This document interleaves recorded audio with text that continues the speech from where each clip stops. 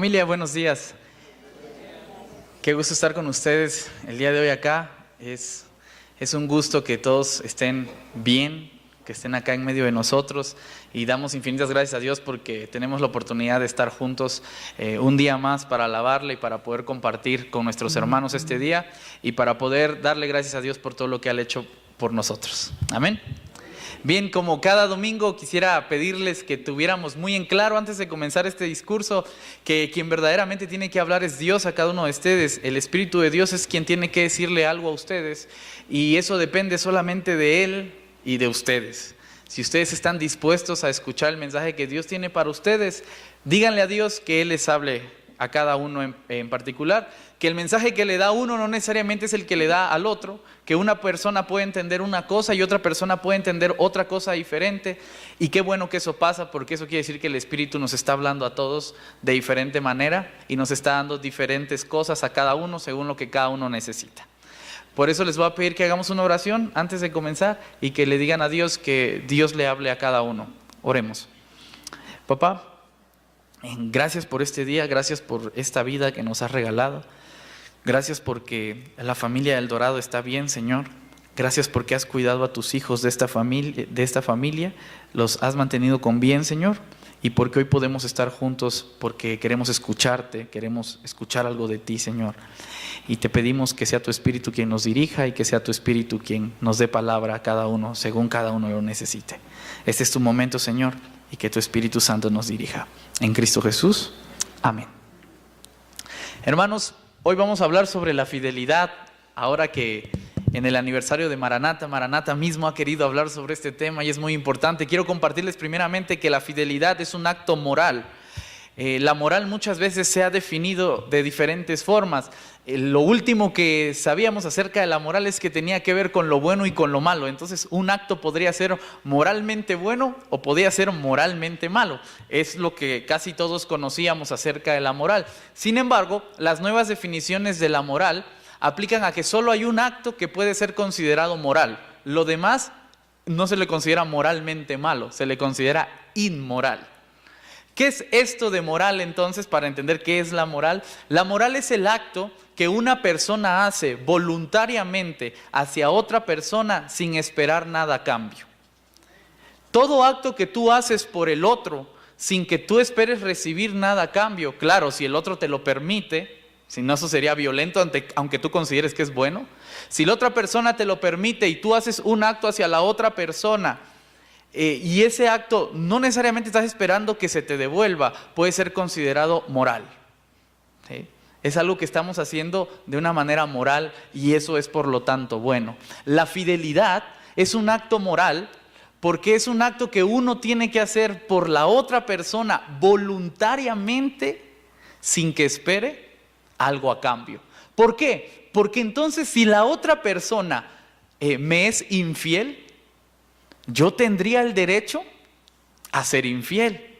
Pero como es un acto moral, mi actuar no depende de lo que la otra persona haga por mí, sino que depende de lo que yo he decidido hacer por la otra persona. Solo bajo esas circunstancias podemos considerar un acto moral.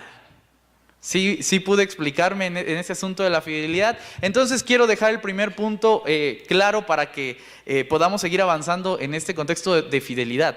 La fidelidad como acto moral no es un acto que dependa de lo que el otro haga por mí. Es un acto que yo voluntariamente decido hacer por el otro.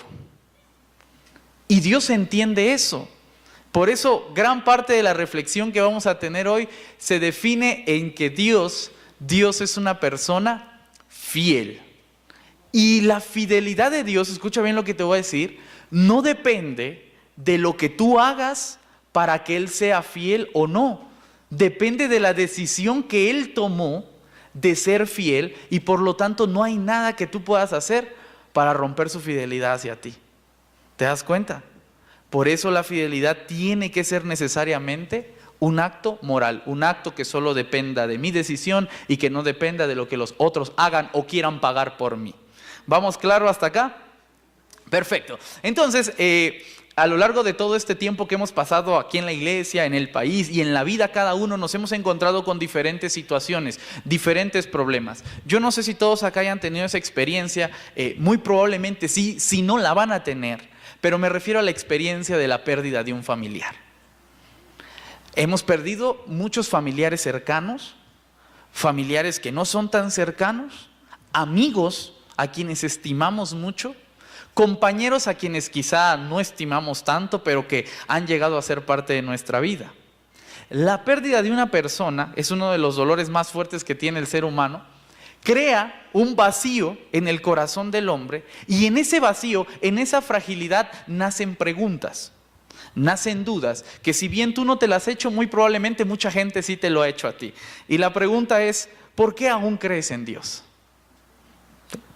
¿Por qué a pesar de todo lo que está pasando, tú sigues clamando a Dios? Les pregunto a ustedes, ¿por qué? Si saben que probablemente pueda volver a temblar, en un domingo como hoy todos decidimos estar aquí, juntos, y no estar en algún lugar refugiados, cuidándonos. ¿Por qué a pesar de todas las situaciones, nosotros seguimos tomando la decisión día con día, momento tras momento, de seguir creyendo y confiando en Dios? ¿Por qué hacemos eso? ¿Qué hay detrás de toda esa decisión? ¿Qué es lo que está pasando? ¿Qué pasaría si, y allí va una de las preguntas muy interesantes, qué pasaría si en algún momento llegara el enemigo delante de Dios y le dijera a Dios, Dios, la familia del Dorado te es fiel porque tú le has dado todo. Le has dado seguridad, le has dado vida, le has dado salud, le has dado trabajo, le has dado familia y los mantuviste a salvo. Y entonces Dios diría, no, ellos no permanecen fieles a mí por lo que tienen. Y Él diría, ve, pruébalos. Entonces de repente perderías todo lo que tienes, tu casa, tu trabajo, tu familia, tu vida, toda la comodidad que hoy nos permite estar acá. Y entonces cuando tú perdieras todo, como le pasó a Job, ¿seguirías estando aquí con Dios? ¿Seguirías creyendo en Dios? ¿Te seguirías manteniendo fiel a Dios? ¿Por qué? Si tú, escucha esto, si tú permanecerías fiel a Dios, siendo tú persona pecadora, si tú permanecerías fiel a Dios, siendo nosotros seres humanos mortales, ¿crees que Él no permanecería fiel a nosotros a pesar de cualquier cosa que tú hagas? Ese es el Dios en el que creemos. El Dios que permanece fiel a nosotros, aunque a veces nosotros no podamos serle fiel a Él. Me explico, ese es el Dios en el que creemos. Y entonces, ¿por qué luego cuestionamos la fidelidad de Dios cuando suceden diferentes acontecimientos? Creemos que Dios nos castiga. Creemos que Dios nos ve como gente que nos merecemos el daño. Creemos que Dios nos ve diciendo, esto va para ustedes porque se portaron mal. Creemos que Dios está haciendo que todas las cosas sean malas solo para que la gente se convierta y crea en Él. Eso no es cierto. Puede pasar de todo. Y de una cosa estoy seguro, Dios es fiel. Y Dios no está provocando todo eso para que tú te conviertas, para que tú regreses a Él, para que tú lo sigas. Eso es malvado, eso es cruel y eso no es Dios. No importa lo que hagamos, eso no es Dios. Lo que sí es Dios es fidelidad, es amor, es esperanza. Eso es el Dios en el que creemos y es algo que necesitamos comprender. Por eso insisto en esta premisa que puse delante antes de comenzar. No importa lo que tú hagas, la fidelidad de Dios no depende de lo que tú hagas. Depende de la decisión que Dios tomó de mantenerse fiel. Por eso es un acto moral. Si no, no sería un acto moral. ¿Me explico? Voy a contarte algunas cosas que dice el texto bíblico en 2 de Timoteo 12:13, por ejemplo. Si somos infieles, dice 2 de Timoteo, Él permanece fiel, pues no puede negarse a sí mismo. Hermanos, ¿cuántos de ustedes le han sido infiel a Dios en algún momento de su vida? ¿Le han sido infiel a Dios? No se preocupen. Él permanece fiel. Él no puede negarse a sí mismo. Si alguien llegó y te dijo, oye, porque tú fuiste infiel, ahora el Señor te está castigando y tú te mereces eso, no le creas. Si alguien te dice, oye, ¿sabes qué? Es que a esas personas les pasó eso porque algo han de haber hecho ellos o sus padres, no les creas. Si alguien cree que Dios nos está castigando y nos está destruyendo, no les creas. Porque aunque tú permanezcas infiel, Dios permanece fiel. Ese es el Dios en el que nosotros creemos. Cuando Dios debió alejarse de la humanidad, voy a hacerte un recuento histórico de por qué Dios es fiel. Dios le dijo a Adán, no comas de ese árbol, porque el día que comas de ese árbol, morirás. ¿Sí o no le dijo eso? ¿Y qué hizo Adán? Comió del árbol. ¿Y qué se merecía Adán? Morir. ¿Y qué hizo Dios? Es verdad, tenemos alguna especie de muerte, pero en ese momento, en el momento en donde él tenía que estar aniquilado, ¿sabes qué hace Dios? Le dice a Eva, Eva, de tu simiente va a nacer un hombre que va a vencer a la serpiente que hoy te engañó. Y entonces empieza la promesa de Dios. Dios voluntariamente quiere hacer algo por la humanidad, quiere restaurarla. Y Dios hace una promesa y pone su fidelidad en juego. A partir de ese momento no hay nada que el hombre pueda hacer para que Dios rompa su fidelidad. Y entonces empieza a cumplirla día tras día. Dios se acerca a la humanidad y de repente ves a Noé y Dios desesperado porque quiere destruir a la humanidad, porque está harto de la humanidad. Pero Él es fiel. Y Él había hecho una promesa antes. ¿Y sabes qué? No destruye a la humanidad. Rescata a Noé y se queda con él. Te voy a explicar algo antes de continuar. La fidelidad no es un acto que se pueda valorar en el corto plazo. Repito, la fidelidad no es un acto que se pueda valorar en el corto plazo. La fidelidad es algo que comienza a valorarse y a evaluarse a largo plazo. Yo puedo hoy decir que estamos muy bien, que todos somos fieles, ¿sí? Pero hoy, lo que hoy diga acerca de mi fidelidad y de lo que tú crees que es fidelidad para ti, se va a valorar no hoy, se va a valorar a largo plazo. Yo les pregunté al principio, ¿cuántos de ustedes permanecerían con Dios a pesar de que les pasara lo que le pasó a Job? ¿Sí? Y todos dijeron, bueno, no sé si todos, pero algunos dijeron, yo estaría. Está bien. Pero déjame decirte que la evaluación final de tu palabra, de lo que tú hoy has dicho, no se evalúa hoy. Se evalúa a largo plazo. Y por eso, hermanos, yo hoy antes de continuar, le extiendo mi más profundo respeto a las personas de la tercera edad. Porque han tenido 3, 4, 5 veces más plazo que yo para demostrar su fidelidad. Y eso es algo que a veces no notamos. Pero la fidelidad, entre más pasa el tiempo, más se añeja, más vale, más ha costado. No es lo mismo decir llevo 1 año de casado que decir llevo 50 años de casado. My God, eso es mucho. 2 vidas mías. Es demasiado. Sí, a veces no me aguanto a mí mismo. Y encima de eso quiero aguantar a otra persona por el doble de lo que yo he vivido. Eso es demasiado. La fidelidad, en tanto más tiempo pase, se va añejando cada vez más porque cada vez cuesta más. Ha acumulado más experiencia, ha acumulado más decepciones, ha acumulado más momentos que han permitido demostrar si eres fiel o no.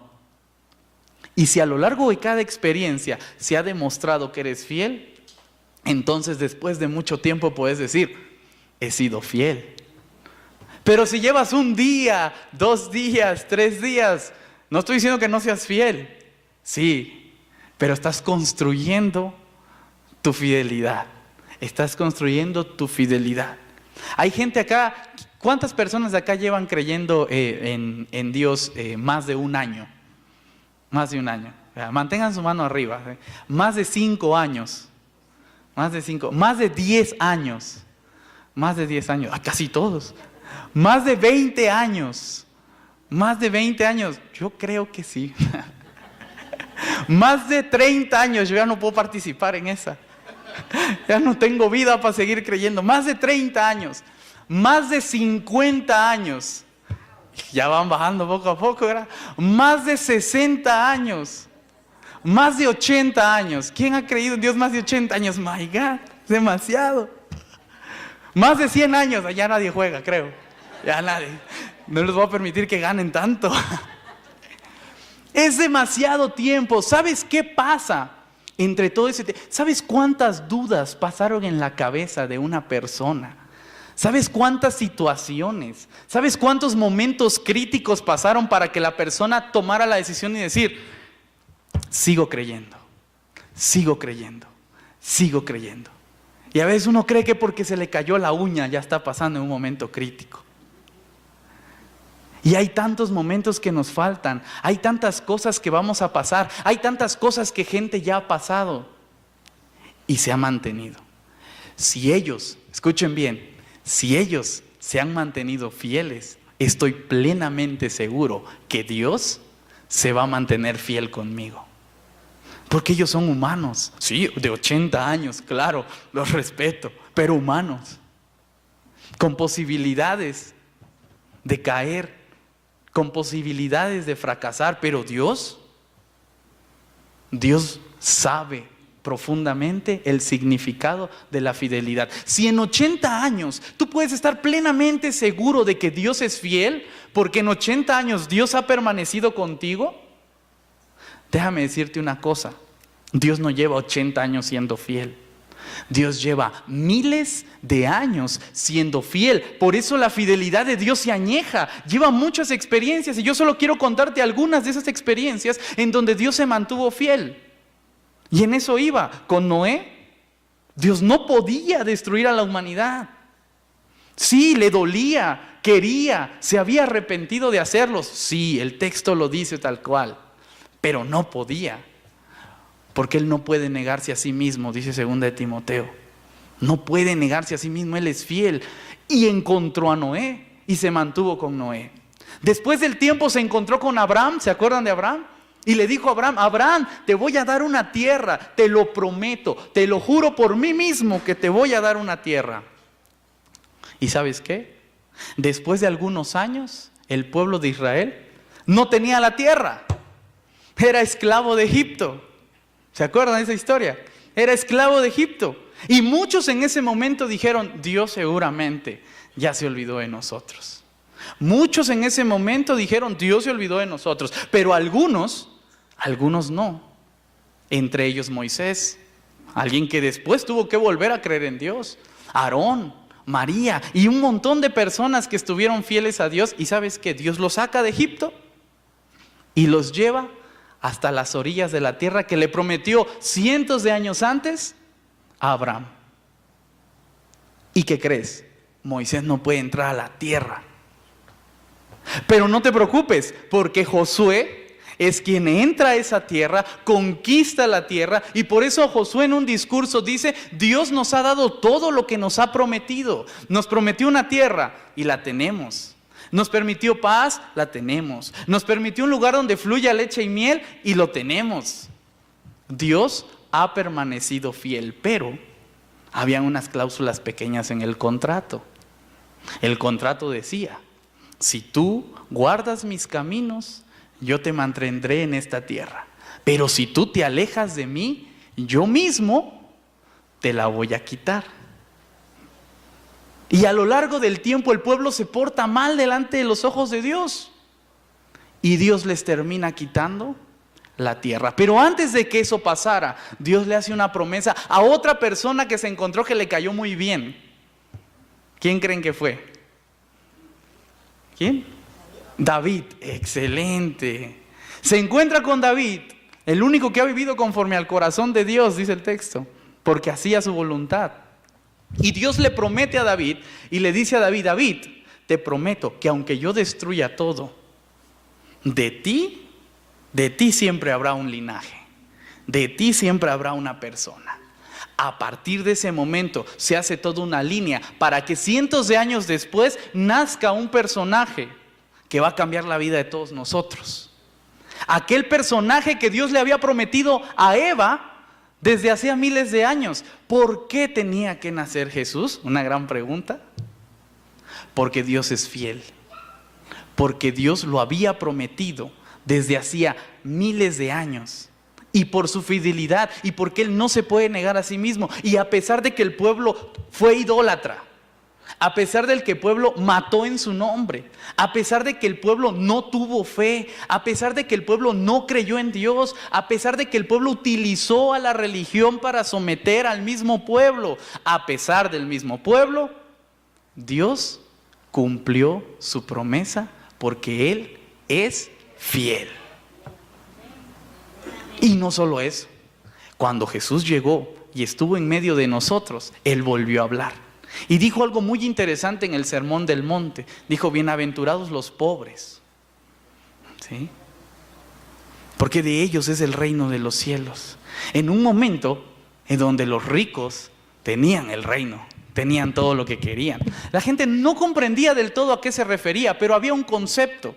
Y es que había gente que era rica en conocimiento. De ahí que Jesús mismo haya dicho: el conocimiento envanece, pero el amor edifica. Había gente rica en conocimiento, fariseos, saduceos, un montón de gente, pastores, obispos, de todo. Pero había gente que no tenía todo ese conocimiento, pero tenía un corazón dispuesto. Los gentiles.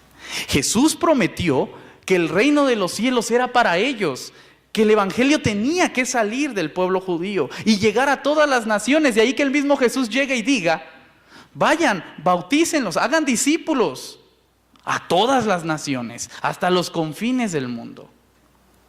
Y esa era una promesa que Jesús había dicho a la par de otra: ustedes harán cosas mayores.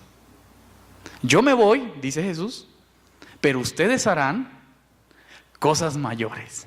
Yo creo que la persona que le tocó ver a Jesús en ese momento y vio todo lo que hacía, pues dijo: cosas mayores, es imposible imaginar algo mayor. Jesús resucitó a una persona, sanó enfermos, levantó paralíticos, expulsó demonios. Bueno, Jesús hizo todo. ¿Qué puede ser más que lo que Jesús hizo?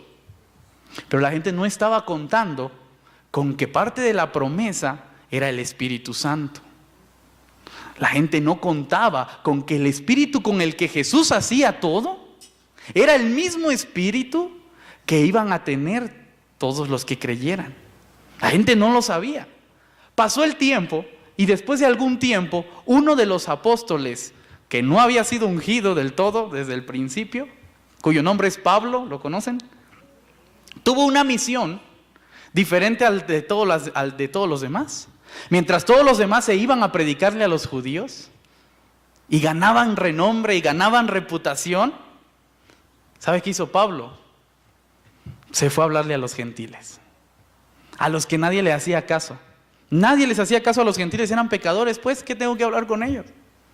Pero Pablo no, Pablo entendió, salió, el Espíritu de Dios estaba sobre Pablo y Dios fue fiel a lo que Jesús había dicho.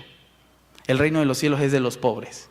Y en un momento, cuando Pablo está predicando y de repente está Pedro también ahí viendo, dice que el Espíritu Santo llega sobre los gentiles y ellos no saben qué hacer porque no eran santos, no eran puros, no guardaban la ley, no conocían la ley. Pero el Espíritu de Dios había llegado sobre ellos. ¿Sabes por qué? Porque Dios es fiel y porque no importa lo que tú hagas, Él es fiel consigo mismo.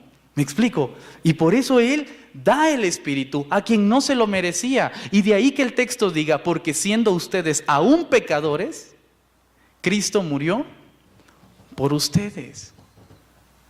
Si es así, yo sigo sin comprender. ¿Por qué tenemos que ponerle precio a la salvación? ¿Por qué tenemos que ponerle precio a la presencia de Dios? ¿Por qué tenemos que ponerle precio cosas que tenemos que hacer, como si Dios reaccionara por lo que nosotros le compramos. ¿Un milagro? ¿Qué le compramos a Dios? ¿Un trabajo? ¿Qué le compramos a Dios? Dios lo hace porque Él es fiel. Y la cosa no termina ahí. Hoy voy a seguir contando un poquito más, no se apuren. Ya casi acaba la historia. Y entonces Pablo llega con los gentiles. Y cuando está con los gentiles, el Espíritu de Dios viene sobre los gentiles. Y los gentiles y los judíos, todos cuando reciben el Espíritu Santo saben que eso es el cumplimiento de una promesa. Una promesa que hizo muchos años antes Dios a través de sus profetas, cuando decía: derramaré mi espíritu sobre toda carne. Y habrán visiones, y habrán sueños, y habrán milagros. Era una promesa. Si era una promesa, se va a cumplir. ¿Por qué? Porque Dios es fiel. Y pasó el tiempo, y se dieron cuenta que ellos podían hacer lo mismo que Jesús hacía. Y entonces caminaba Pedro, y dice el texto que su sombra sanaba. ¿Sí? Y entonces iba Pablo y oraba, y los demonios eran echados. Y entonces los mismos demonios daban testimonio, como en aquel caso cuando dijo: conozco a Jesús y a Pablo, del quien tú hablas. A ti no te conozco, pues, pero a Pablo y a Jesús lo conozco, dicen. Y entonces, hermanos, hicimos cosas más grandes que las que Jesús había hecho. ¿Sabes por qué? Porque éramos más.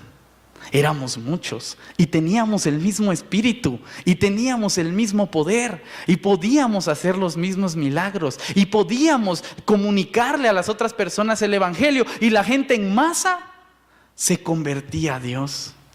Y entonces se había cumplido: ustedes harán cosas mayores que las que yo hago. ¿Por qué? ¿Por la santidad de ellos? ¿Por el esfuerzo de ellos? Por la fidelidad de Dios. Porque Dios es fiel. Y entonces Jesús, antes de irse, dijo una última cosa. Bueno, no la dijo Él, lo dijeron los ángeles. Él ya se había ido. Y entonces toda la gente estaba así viendo a Jesús. Dice: no se preocupen. A ese que ven que se va, un día lo verán volver. Y esa es nuestra promesa en la que también confiamos, que un día nuestro maestro, el que nos enseñó todo lo que sabemos acerca del Padre, va a volver y va a estar en medio de nosotros. Pero te voy a decir una cosa: nosotros ya podemos hacer cosas mayores que las que Él hizo. No tienes que esperarlo para hacer cosas mayores que las que Él hizo. Mi pregunta siempre ha sido: si yo estoy seguro que Él va a venir, ¿cómo lo voy a recibir? ¿Estás seguro que Él va a venir? ¿Sí o no? Por su fidelidad Él va a venir. Pero la pregunta es: ¿cómo lo voy a recibir? La pregunta no está en si va a venir o no. Es cuándo. Yo sé que un día va a venir. Mi pregunta es: ¿cómo lo voy a recibir? ¿Cómo? No es lo mismo llegar con la lista y decirle: mira, maestro, yo sé que tú nos enseñaste muchas cosas y que nos dijiste que ibas a hacer cosas mayores que nosotros, pero mira, la verdad es que tengo enfermedades, tengo pobreza, tengo problemas familiares, tengo problemas emocionales, tengo inseguridad, tengo corrupción. Échanos una mano y resuélvelo, ¿no? No es lo mismo a recibirlo al decirle: como tú me dijiste que yo podría hacer cosas mayores que tú y recibí el Espíritu Santo, entonces déjame darte una buena noticia, Jesús. Nosotros, tus hijos, lo resolvimos todo. Y entonces Él nos dirá: buenos siervos y fieles. Si en lo poco fueron fieles, los voy a poner en lo mucho. Pero si con el talento que nos dio no fuimos capaces ni siquiera de dárselo a los banqueros, ¿qué nos va a decir? Malos, siervos malos. Sabes que siembro, que cosecho donde yo no estuve sembrando. Si sabes que yo esperaba cosecha en donde yo no sembré, esto quiere decir que espera cosecha en donde tú vas a sembrar. ¿Me explico? ¿Sí? Y ya lo sabemos que Él espera que nosotros le demos el resultado. Él no lo va a hacer, Él no está esperando eso. Si sabías que soy así, ¿por qué no invertiste el talento que te di? De una cosa estoy seguro: Jesús va a regresar. Él lo prometió y Él es fiel. Pero de otra cosa estoy seguro. Él me prometió a mí que yo puedo hacer cosas mayores que Él. Y Él me prometió a mí el Espíritu Santo. Y si yo tengo el Espíritu Santo, puedo hacer cosas mayores que las de Él. Y entonces, solo para terminar todo este discurso, una catástrofe es una oportunidad para demostrar que tú eres diferente. Una catástrofe es una oportunidad para demostrar que tú puedes hacer cosas mayores que Él. Una catástrofe es una oportunidad para decirle a Jesús: Jesús, he aprendido bien lo que me querías decir. He aprendido y lo estoy haciendo. Y hoy me siento orgulloso de México. Hoy me siento orgulloso de nuestro país. Porque en esto descubrimos que en nuestro país no solo hay corrupción, que en nuestro país no solamente hay mentiras, que en nuestro país no solamente hay pobreza, que en nuestro país no solamente hay malos momentos. Descubrimos que en nuestro país hay misericordia. Descubrimos que en nuestro país hay amor. Descubrimos que en nuestro país hay hermandad. Descubrimos que en nuestro país Dios sigue vivo. ¿Sabes por qué? Porque nosotros podemos hacer cosas mayores que Él. Hermanos, gracias por demostrarme que México tiene algo por lo que vale la pena vivir. Los quiero. Que Dios les bendiga.